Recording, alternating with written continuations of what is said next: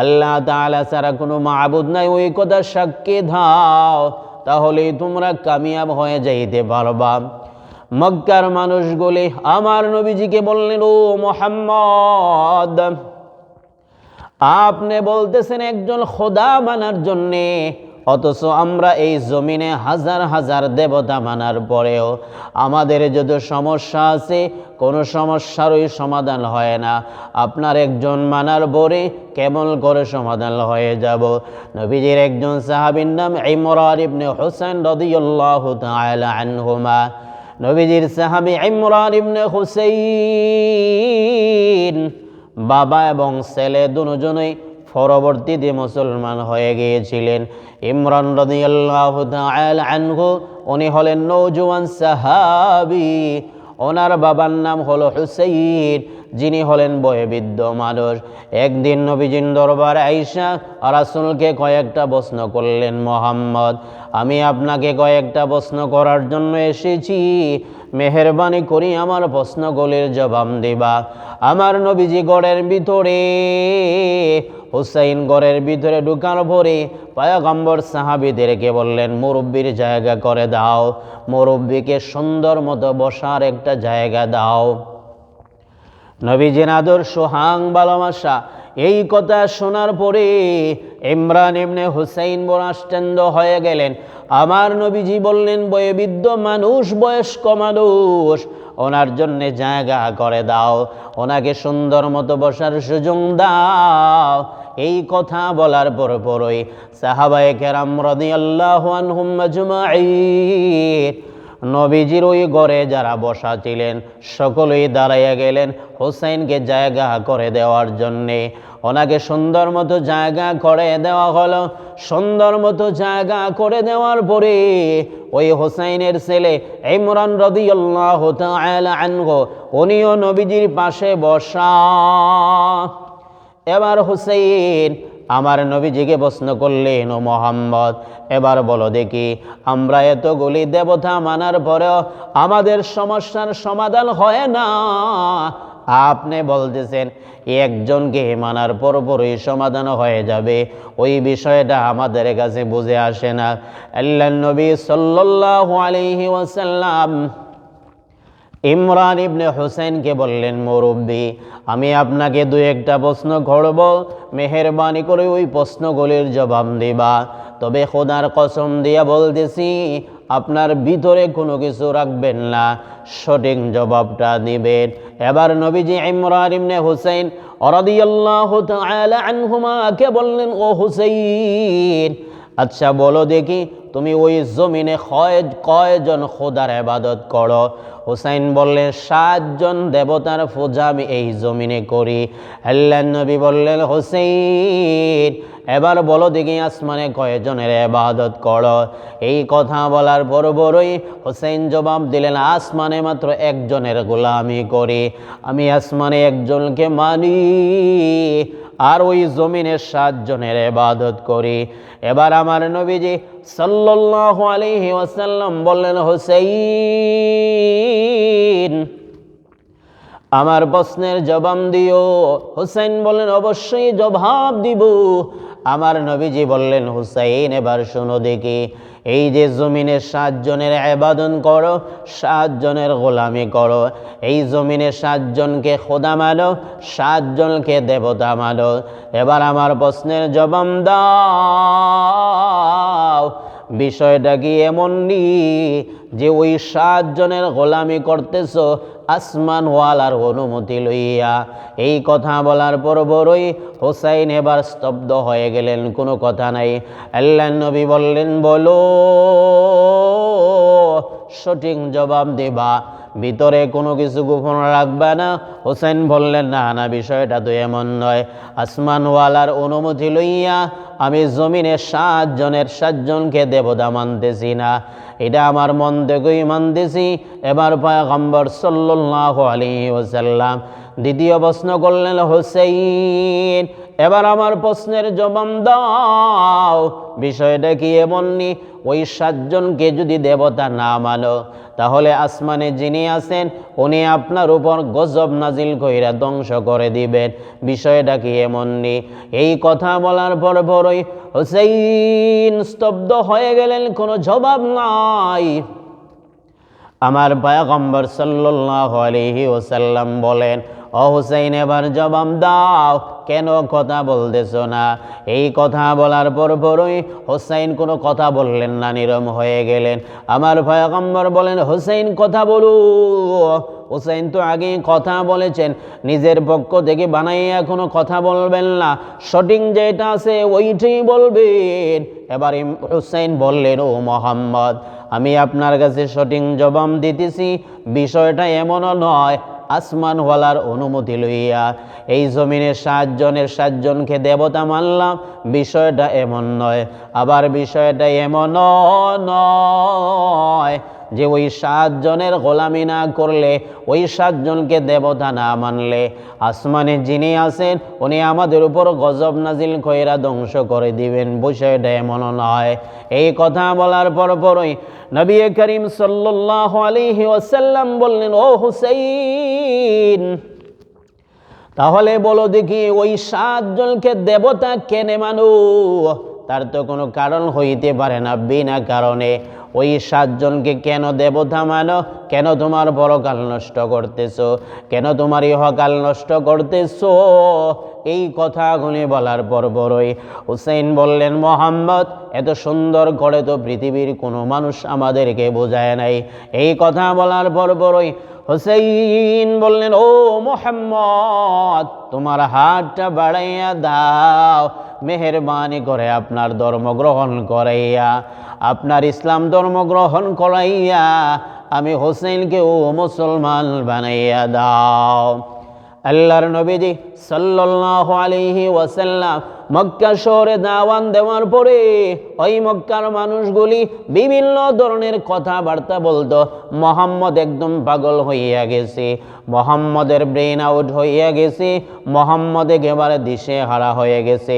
কিন্তু বোঝার জন্য যারাই নবীজি সাল্লাল্লাহু আলাইহি ওয়াসাল্লামের দরবারে আগমন করেছে, নবীজির কথাগুলি শোনার পর এরা আর দেরি করে নাই, এমনি কালিমা পড়ে মুসলমান হয়ে গেছে। আল্লাহর পয়গম্বর মসজিদে নববীতে ফজরের নামাজ পড়িয়া সাহাবীদেরকে বললেন, সাহাবীরা রে তোমরা কে কেমন করে মুসলমান হলা আমাকে একটু বলবানি? তোমাদের কাহিনী শোনার পরে আমি নবীর কাছে ভালো লাগবে, নতুন যারা ইমানদার এদের ইমান তরতাজা হবে। এমনি একজন সাহাবী দাঁড়ায় বললেন, পয়গম্বর আমি মুসলমান হওয়ার সুন্দর একটা কাহিনী আছে গো পয়গম্বর। আমার পয়গম্বর সাল্লাল্লাহু আলাইহি ওয়াসাল্লাম বললেন, বলো দেখি তোমার কি কাহিনী? এমনি ওই সাহাবী দাঁড়ায় বললেন, ও পয়গম্বর মুসলমান হয়ে যাওয়ার পূর্বে আপনার ধর্মের কথা শোনার পরে আমি আমার যে মূর্তি আছে ওই মূর্তিকে বড় সুন্দর করে আমি মূর্তি বানাইলাম, কাদামাটি দিয়া মূর্তি বানাইলাম না, ময়দা আটা চিনি কলা দুধ দিয়ে আমি আমার ওই মূর্তি বানাইলাম, একেবারে মানুষের সুরত ধরাইয়া মূর্তিটা বানাইলাম। ওই মূর্তি বানানোর পরে শুকাইয়া আমার ঘরে রাইকা দিলাম, রাইকা দেওয়ার পরে ওই মূর্তির সামনে গিয়া দিনে 2 বেলা আমি ভক্তি করি, ওই মূর্তির সামনে আমি মাথা নত করি। ঘটনাক্রমে আমি তো বড় গরিব, আমার ঘরে কোনো খাবার নাই। একদিনের ঘটনা, একদিন আমার মূর্তির সামনে গিয়া মাথা নত করিয়া মূর্তিকে বললাম, ও মূর্তি মেহেরবানি করে খাবারের ব্যবস্থা করে দাও, আমি ক্ষুধার্ত, 2 থেকে 3 দিন হয়ে গেছে, আমার ঘরে কোনো খাবার নাই, ও মূর্তি দয়া করিয়া খাবারের ব্যবস্থা করিয়া দাও। বারবার ডাকার পরেও ওই মূর্তি কোনো কথাবার্তা শুনল না। এরে মুসলমান যুবক এবার জবাব দাও, মূর্তির সামনে আল্লাহর বান্দা কিয়ামত পর্যন্ত ডাকার পরেও তো মূর্তি জবাব দিতে পারবে না। কিতাবে উল্লেখ করা হয় একজন হিন্দু মানুষ, ওনার যুবতী মেয়ে ফেডের ব্যথায়, ফেডে বড় ব্যথা, ভীষণ ব্যথা, ওই ব্যথার কারণে অসহ্য হইয়া এলাকার যত ডাক্তার আছে সবাইকে দেখাইল, কোনো কাজ হয় না। হাসপাতালে ভর্তি করায় দিল, কোনো কাজ হয় না। এইভাবে কবিরাজ যারা আছেন সকলের কাছে যাওয়ার পরেও কোনো কাজ হয় না। শেষ পর্যন্ত মূর্তির ঘরে গিয়া মূর্তিকে বারবার ডাকার পরেও কোনো কাজ হইল না। কাজ না হয়ে যাওয়ার পরে আল্লাহর বান্দা একেবারে নৈরাশ হয়ে যায়। মেয়ের কাছে যাওয়ার পরে মেয়ে ছটপট করিয়া কান্দে, ওগো আমার বাবাজি, মেহেরবানি করে একটা ব্যবস্থা করো না, আমার পেটের ব্যথা তো আর সহ্য হইতেছে না। এই কথা বলার পরই মেয়েটা কান্দে কান্দে গভীর রজনী হয়ে যায়। বাবার সামনে বসা, মেয়ের ব্যথা বাবার সহ্য হয় না। এক পর্যায়ে বাবা মনে মনে সিদ্ধান্ত নিলেন, না না, মূর্তির সামনে গেলাম, কাজ হলো না। দুনিয়ার যত ডাক্তার আছে তাদের কাছে গেলাম, কোনো কাজ হলো না। কবিরাজের কাছে গেলাম, তাদের কোনো কাজ হলো না। এবার না না, মুসলমানদের খোদার কাছে যাইতে হবে। যেই ভাবনা সেই কাজ। রাত্রে গভীর হয়ে গেল, গভীর রজনী। হিন্দু বেচারা ঘর থেকে বাহির হইয়া মসজিদের সামনে আগমন করার পরই মসজিদের দরজা বন্ধ, ভিতরে যাওয়া যায় না। বারিন্দা বন্ধ, ভিতরে যাওয়া যায় না। বারিন্দার বাহিরে সামান্য জায়গা আছে। আল্লাহর বান্দা ওযু করলেন, ওযু তো চিনেন না হিন্দু মানুষ, কিন্তু মুসলমানদেরকে দেখেছেন ওযু কিভাবে করতে হয়। যেই পরিমাণ জানা আছে ওই পরিমাণ ওযু করিয়া মসজিদের সামনে গিয়া গভীর রজনী আল্লাহর বান্দা কিছুই তো জানে না, কিভাবে নিয়ত করতে হবে জানে না, কি পড়তে হয় তাও তো জানে না, রুকু সুজদা কেমনে করতে হয় তাও তো জানে না। কিন্তু মুসলমানদেরকে দেখে যে মুসলমান রুকু যায় এবং সজিদাতে যায়, আল্লাহর বান্দা সোজা বরাবর সজিদাতে গিয়া ওই সজিদায় গিয়া কান্দে আর বলে, মাবুদ, ও মুসলমানদের খুদা, মুসলমানরা আপনাকে পাওয়ার জন্যে এই গড়েতে আসে। আপনি মনে হয় এই গড়েই থাকেন গো মুসলমানদের খোদা। আমি তো আমার মূর্তির কাছে গেলাম, আমি আমার দেবতার কাছে গেলাম, এত কান্নাকাটি করার পরে ওই দেবতা কোনো জবাব দিল না, কোনো কথা বলল না। আমার মেয়ের বেদনা তো ভালো হলো না। ডাক্তারের কাছে গেলাম, কবিরাজের কাছে গেলাম, কিন্তু বেদনা ভালো হলো না। আরে মুসলমানদের খোদা, এবার আপনার সামনে আসিয়া চাইতেছি, শোনো শোনো, এবার যদি আমার ডাক আপনি না শোনেন, আমার মেয়ের পেটের ব্যথা যদি ভালো না হয়, তাহলে বুঝবো আমাদের খোদা যেইভাবে খোদা নাই এটা খোদা, মুসলমানদের খোদাও খোদা নাই খোদা। নাউযু বিল্লাহি মিন যালিক। এই দোয়া করি আল্লাহর বান্দা। এই দোয়া শেষ হয়ে যাওয়ার পরে ওই আল্লাহর বান্দার চোখ দিয়া পানি পড়তে পড়তে পড়তে একেবারে বেহুশ হয়ে যাওয়ার অবস্থা। আল্লাহর বান্দা মসজিদের বারিন্দা থেকে বাহির হইয়া উনি ওনার বাসার দিকে রওনা দিল। গভীর রজনী। বাসার সামনে যাওয়ার পরে মেয়ে দরজা খুলিয়া দৌড়াই আগমন করতেছে। বাবার কোলে লাফ মারিয়ে উঠে বলেন, বাবা গো, কোন ডাক্তারের কাছে গিয়েছিলা? যেই ডাক্তার আমাকে কোনো ঔষধ দিল না, ইনজেকশন দিল না, আমার শরীরে হাতও দিল না, আমার কাছে আসলো না গো, এমনি তো আমার পেটের ব্যথা দূর হয়ে গেল, আমি সুস্থ হয়ে গেলাম। এই কথা বলার পরই হিন্দু বেচারা চোখের পানি চাইরা বলেন, ও মা, এতদিন আমি ভুল করেছি, তুমিও ভুল করেছো গো মা, আর দেরি করা যায় না। দুনিয়ার কোনো ডাক্তারের কাছে আমি যাই না, দুনিয়ার কোনো ফার্মেসিতে আমি গিয়েছিলাম না গো, কবিরাজের কাছে আমি যাই নাই, আমি গিয়েছিলাম মুসলমানদের খোদা। ওনার দরবারে যাওয়ার পর ঔষধের প্রয়োজন হয় নাই, ওনার দরবারে যাওয়ার পরে চিকিৎসার প্রয়োজন হয় নাই, ওনার দরবারে যাওয়ার পরে ইনজেকশনের প্রয়োজন হয় নাই, ওনার কাছে হাত বাড়াইয়া যেই মাত্র দোয়া করলাম, এই মুসলমানদের খোদা আমার দোয়া কবুল করিয়া আমার হাতটা ফিরে দেয় নাই মাগো, এই জন্যে আপনার ব্যথা দূর করে দিয়েছেন। এই কথা বলার পর বড় হিন্দু বেচারা বলেন, মাগো আর দেরি করা যায় না, চলো চলো ইমাম সাহেবের কাছে যাই, আমরা গিয়া মুসলমান হইয়া যাই। এই কথা বলিয়া বাবা এবং মেয়ে ইমাম সাহেবের কাছে গিয়া দুজন কালিমা পড়িয়া মুসলমান হইয়া যায়। আল্লাহর পয়গম্বরের সাহাবী দাঁড়াইয়া বললেন, ও পয়গম্বরে আরবি সাল্লাল্লাহু আলাইহি ওয়াসাল্লাম, আমার ঘরে খাবার নাই, কয়েকদিন হয়ে যাওয়ার পরে উপবাস গো পয়গম্বর। পেটের খিদায় তো আবার সহ্য হয় না, আমার মূর্তির সামনে গিয়ে দাঁড়ায় বললাম, ও মূর্তি, ওগো আমার খোদা, পেটে খাবার নাই, পেটে বড় খিদা, মেহেরবানি করে খাবারের ব্যবস্থা করিয়ে দাও। ও পয়গম্বর সাল্লাল্লাহু আলাইহি ওয়াসাল্লাম, ওই মূর্তির সামনে বারবার ডাকার পরে মূর্তির কোনো জবাব নাই। মূর্তি কিভাবে জবাব দিবে? জবাব দেওয়ার মতো তো কোনো ক্ষমতা নাই। নিজের হাতে দিয়ে মূর্তি বানাইয়া ওই মূর্তির সামনে গিয়ে আল্লাহর বান্দা যদি দোয়া করে, কেমন করে মূর্তি জবাব দিবে? কোনো জবাব দেওয়ার ক্ষমতা নাই।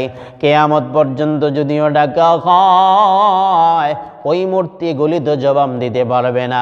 আমার পয়গম্বর দুনিয়াতে আগমন করার দিন, আল্লাহর পয়গম্বর যেদিন ওই দুনিয়াতে আগমন করেছেন, ওই দিন রাত্রিবেলা মক্কা শহরের যত মূর্তি আছে, কাবা শরীফের যত মূর্তি আছে, সমস্ত মূর্তিগুলি উপর হইয়া জমিনে পড়ে গেল। মূর্তি তার নিজস্ব ভাষায় বোঝাই দিল, আজ থেকে আমাদের রাজত্ব চলবে না, আমাদের রাজত্ব খতম হয়ে গেছে। তাজদারে মদিনা সাল্লাল্লাহু আলাইহি ওয়াসাল্লাম দুনিয়াতে আগমন করেছেন। আজ থেকে নবী মুহাম্মদের ধর্ম ওই দুনিয়ার বুকে চলবে। সাহাবী বললেন, পয়গম্বর শোনো, এবার বারবার ডাকার পরেও আমার মূর্তি জবাব দেয় না। আমি চিন্তিত হয়ে গেলাম, কি ব্যাপার, আমার মূর্তি জবাব দেয় না? মূর্তি মনে হয় আমার উপর রাগান্বিত, এই জন্যে আমার মূর্তি জবাব দেয় না। শেষ পর্যন্ত আমার ভিতরে হঠাৎ করে সুন্দর একটা বুদ্ধি উদয় হয়ে গেল। সেই বুদ্ধিটা হলো কি জানেননি পয়গম্বর?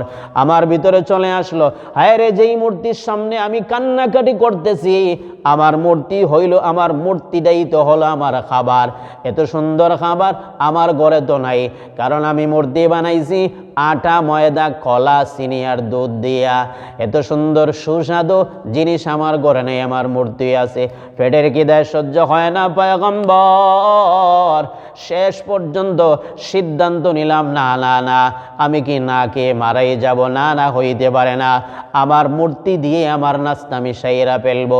এই কথা বলার পরপরই নবীজি মুস্কি মুস্কি হাসতেছেন, সাহাবায়ে কেরাম রাদিয়াল্লাহু আনহুম মুস্কি মুস্কি হাসতেছেন।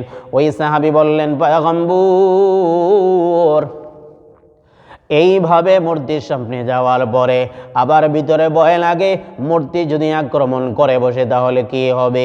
ওগো পয়গম্বর, ভয়ে সামনে যাই না, আবার পেটের খিদায় সহ্য হয় না, এক কদম সামনের দিকে যাই, দুই কদম পিছনের দিকে যাই।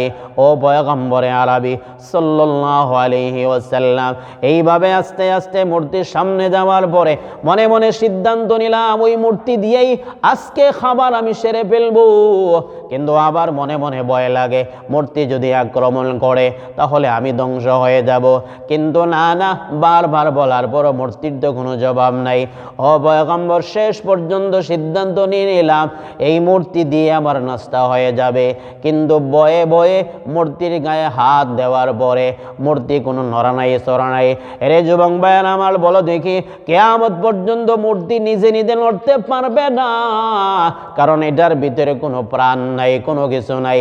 কারণটা হলো, এই মূর্তি তো বানানো হয়েছে মানুষের নিজের হাতের দ্বারা।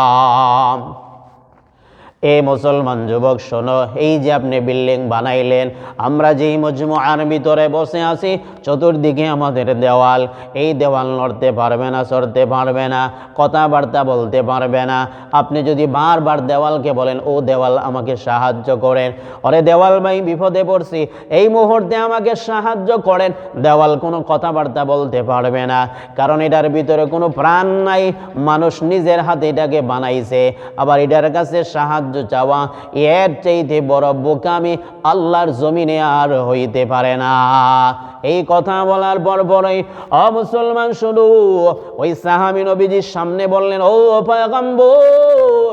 ওই সাহাবী বললেন, পয়গম্বর শুধু আমি আমার মূর্তি হাত দেওয়ার পরে লক্ষ্য করলাম মূর্তির কোনো নড়া নাই চড়া নাই, কোনো আওয়াজ নাই। আমার ভিতরে ক্ষুধার কারণে সাহসটা বাড়তেছে। ওগো পয়গম্বর, শেষ পর্যন্ত সিদ্ধান্ত নিলাম হালকা আমি খেয়ে ফেলবো, বাকিরা রাইখা দিব। এই কথা বলিয়া পয়গম্বর আমি মূর্তির যে নাক আছে ওই নাকে সর্বপ্রথম হাত দিলাম। হাত দেওয়ার পরে ওই নাকটা আমি ভেঙ্গে ফেললাম গো পয়গম্বর। ভেঙ্গে ফেরার পরে খেয়ে ফেললাম। ওগো পয়গম্বর, যেই মাত্র নাকটা খেয়ে ফেললাম আমার ভিতরে ভয় কাজ করে। এই মুহূর্তে মূর্তি আমার ওপর আক্রমণ করবে, আবার মূর্তি আমার ওপর যদি আক্রমণ করে তাহলে আমি তো ধ্বংস হয়ে যাব।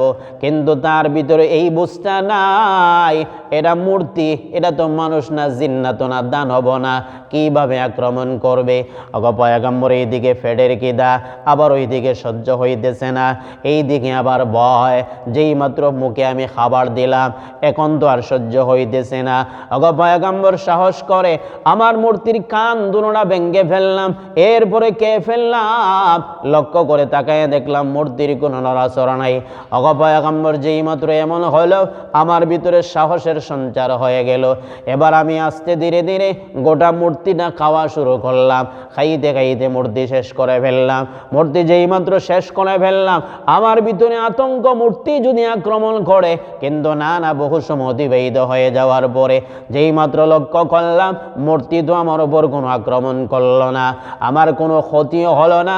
এই জন্যে ক্ষতি না হওয়ার কারণে আমার ভিতরে যে ভয় ছিল সেই ভয়টা একেবারে দূর হয়ে গেছে। ওই ভয় দূর হয়ে যাওয়ার পরে আমার ভিতরে উদয় হয়ে গেল আমরা যেই ধর্ম পালন করি এই ধর্ম তো সঠিক ধর্ম না। এই জন্যে পয়গম্বর সোজা রওনা হয়ে গেলাম আপনার দরবারে আগমন করার জন্যে।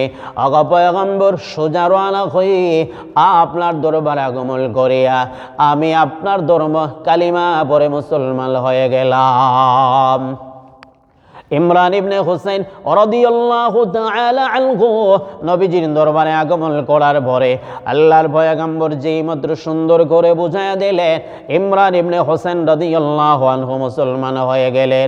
আল্লাহর পয়গম্বর এইভাবে মক্কা শহরে দাওয়াত দেওয়ার পরে মক্কার মানুষগুলি নবীজি সাল্লাল্লাহু আলাইহি ওয়াসাল্লামকে বলতে লাগলো, ও মুহাম্মদ, বলো আমরা এত এত এত এত দেবতার পূজা করি, আমরা এত এত দেবতাকে মাবুদ মানি, এরপরও তো আমাদের সমস্যার সমাধান হয় না। আপনি বলতেছেন একজন মানলেই সমস্যার সমাধান হয়ে যাবে। আমার আল্লাহ তাআলা বলেন, ও দুনিয়ার মানুষগুলি শোনো, আমি আল্লাহ তাআলা হলাম এক, আমার কোনো দ্বিতীয় নাই। আমি হলাম বেনিয়াজ, আমি আল্লাহ তাআলা কোনো জন্ম দেই নাই, আমি কাহা থেকে জন্ম নেইও নাই। আমি আল্লাহ তাআলা, আমার সমকক্ষ পৃথিবীর কোনো বস্তু নয়। আল্লাহর পয়গম্বর দাওয়াত দেওয়ার পরে ওই মক্কার মানুষগুলি বললেন, ও মুহাম্মদ, আমাদের যে দেবতা আছে, মূর্তি আছে, ওই মূর্তির একটা বংশ আছে, এই মূর্তির একটা ধারাবাহিকতা আছে। এবার বলো দেখি, তুমি যে আল্লাহর দাওয়াত দেও, খোদার দাওয়াত দেও, এই খোদার বংশ কোন জায়গায়, এই খোদার বাড়ি কোন জায়গায়, এই খোদার বাসস্থান কোন জায়গায়? পয়গম্বরকে এই প্রশ্ন করার পরে জিবরাইল আলাইহিস সালাতু ওয়াস সালাম নবীজির দরবারে ওহী নাজিল করে জানায় দিলেন। আল্লাহর পয়গম্বরের দরবারে জিবরাইল আলাইহিস সালাতু ওয়াস সালাম পবিত্র কোরআনের 112 নম্বর যেই সূরা আছে এই সূরাটার নাম হলো সূরাতুল ইখলাস। জিবরাইল আলাইহিস সালাম নবীজির দরবারে আগমন করিয়া ওই সূরা নাজিল করে জানায় দিলেন, ওগো পয়গম্বর, বেঈমানগুলি আপনাকে প্রশ্ন করেছে আল্লাহ তাআলার বংশের পরিচয় দাও, আল্লাহ তাআলার বাড়ি কোথায় পরিচয় দাও, আল্লাহ তাআলা থাকেন কোন জায়গায় পরিচয় দাও, এ মুহাম্মদ আপনার খোদার বংশের পরিচয় দাও। জিবরাইল আলাইহিস সালাতু ওয়াস সালাম বললেন, ওগো নবীজি, আল্লাহ তাআলা বেঈমানদের প্রশ্নের জবাবে এই সূরা নাজিল করেছেন। আমার আল্লাহ তাআলা জানায় দিলেন, ওগো নবীজি, আপনি বলে দেন, কুল হুয়াল্লাহু আহাদ আল্লাহুস সামাদ। ও পয়গম্বরে আরবি সাল্লাল্লাহু আলাইহি ওয়াসাল্লাম, বেঈমানদেরকে আপনি জানায় দেন, কুল হুয়াল্লাহু আহাদ, আল্লাহ তাআলা হলেন একক, আল্লাহুস সামাদ, উনি হলেন বেনিয়াজ।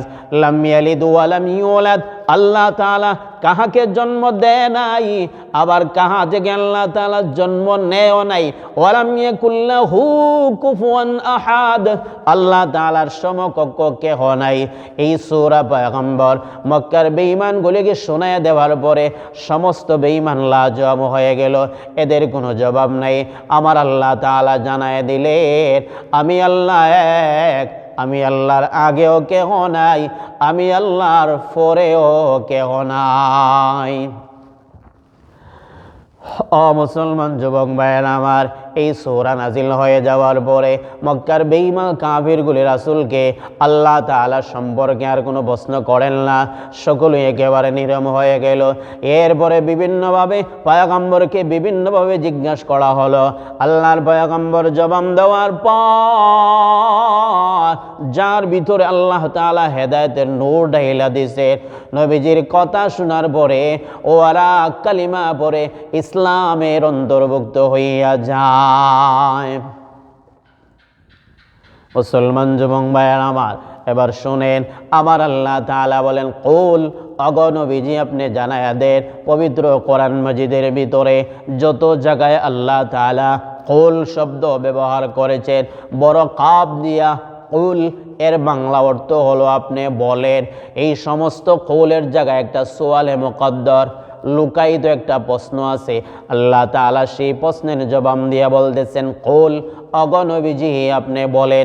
বেঈমানরা আপনাকে যেই প্রশ্ন করলো, এই প্রশ্নের জবাব আপনি দিতে হবে না, বরঞ্চ আমি আল্লাহ আমার পক্ষ থেকে এই প্রশ্নের জবাব দিলাম। মুসলমান শুনো, যেই প্রশ্নের জবাব আল্লাহ তাআলা নিজের পক্ষ থেকে দিলেন, এই প্রশ্ন অবশ্যই গুরুত্বপূর্ণ। এই জন্যে মুসলমান যুবক ভাইয়েরা আমার, শেখ সাদী রহমতুল্লাহি আলাইহি বলেন, সুন্দর একটা উদাহরণ দিয়া বলেন, আমাদের ভিতরে যেইভাবে কলব হলো একটা, এই কলবের ভিতরে জায়গা দিলে একজনকেই জায়গা দিতে হবে, আবার এই কলবের ভিতরে যদি দুইজনকে জায়গা দেওয়া হয়, এটা ভালোবাসার প্রমাণ হইতে পারে না। সহজ উদাহরণ দিয়া বলেন, আপনি বিয়া শাদী করার জন্য গেলেন, যেই মাত্র কাজী সাহেব বললেন ওই মেয়ে আপনাকে বিবাহ করার জন্য রাজি, আপনি দয়া করিয়া কবুল করেন দুইজন সাক্ষীর মাধ্যমে। এই সময় দুইজন পুরুষ একসাথে দাঁড়ায় যদি বলে আমরা কবুল করে নিলাম, তাহলে কবুল হবে না, বিবাহটা বাতিল হয়ে যাবে, কারণ মেয়ে একজন, কবুল করলে একজনই করতে হবে। ঠিক তেমনিভাবে আমাদের অন্তর হলো একটা, যদি মানতে হয় আল্লাহ তাআলাকে এককভাবেই মানতে হবে। এই অন্তরের ভিতরে আল্লাহ তাআলা ব্যতীত অথবা আল্লাহ তাআলার সাথে যদি আরেকজনকে জায়গা দেওয়া হয়, তাহলে আমাদের ওই ঈমানও আল্লাহর দরবারে গ্রহণযোগ্য নয়। এই জন্য কবি সাদি, শেখ সাদি রহমতুল্লাহি আলাইহি বলেন, কলবে মুমিন হুরমে খানা, দুখলে গায়রে শুধু হারাম। একজনের আবাদ শহর আকদে দাদল কেরোয়াজ। ও দুনিয়ার মানুষগুলি শোনো, আল্লাহ তাআলা আপনাদেরকে যে কলম দিয়েছেন, ওই কলমটা দিয়েছেন শুধুমাত্র আল্লাহ তাআলাকে জায়গা দেওয়ার জন্যে। মালিক হিসাবে, রব হিসাবে, আল্লাহ হিসাবে যাকে মানবা উনি হলেন আল্লাহ তাআলা। আর পৃথিবীর কোনো মানব, কোনো দানব, কোনো দেবতা যদি মানো, তাহলে আল্লাহ তাআলার দরবারে গ্রহণযোগ্য হবে না। এই জন্যে আমার ভাইয়ারা, যত গুনাহ যতগুলি আছে, এই জন্যে মুসলমান যুবক ভাইয়ারা আমার শোনেন, গুনার যত সিরিয়াল আছে, ওই সিরিয়ালের ভিতরে সবচেয়ে বড় গুনার নাম হলো শিরিকের গুনাহ। এই শিরিকের গুনাহ আল্লাহ তাআলা মাফ করবেন না। পবিত্র কোরআনে আল্লাহ তাআলা লোকমান হাকিমের কথা নকল করিয়া বলেন, এই লোকমান হাকিম তার সন্তানকে বলেছিলেন, ইয়া বুনাইয়া লা তুশরিক বিল্লাহ ইন্নাশ শিরকা লাযুলমুন আযীম। লোকমান হাকিম বলেছিলেন, শুধু লোকমান হাকিম রহমতুল্লাহ আলাইহি তার সন্তানকে বলেছিলেন, ও সন্তান শোনো, আল্লাহ তাআলার সাথে কাহাকে শরীক করিও না। গুনার যত সিরিয়াল আছে, ওই গুনার ভিতরে সবচেয়ে বড় গুনার নাম হলো শিরিকের গুনাহ। শিরিকের গুনাহ যদি কেহ করে ফেলে, আল্লাহ তাআলা ওই গুনাহ মাফ করবেন না। লোকমান হাকিম রহমতুল্লাহ আলাইহি বলেছিলেন, ইয়া বুনাইয়া লা তুশরিক বিল্লাহ, ও আমার সন্তান, আল্লাহ তাআলার সাথে কাহাকে শরীক করবা না। আমার আল্লাহ তাআলার দরবারে বাবার ওয়াজ, বাবা তার সন্তানকে এত সুন্দর ওয়াজ করার পরে আল্লাহ তাআলার দরবারে এই ওয়াজ এত সুন্দর পছন্দ হয়েছে, স্বয়ং আল্লাহ তাআলা পবিত্র কালামে ওই লোকমান হাকিমের আলোচনা করেছে।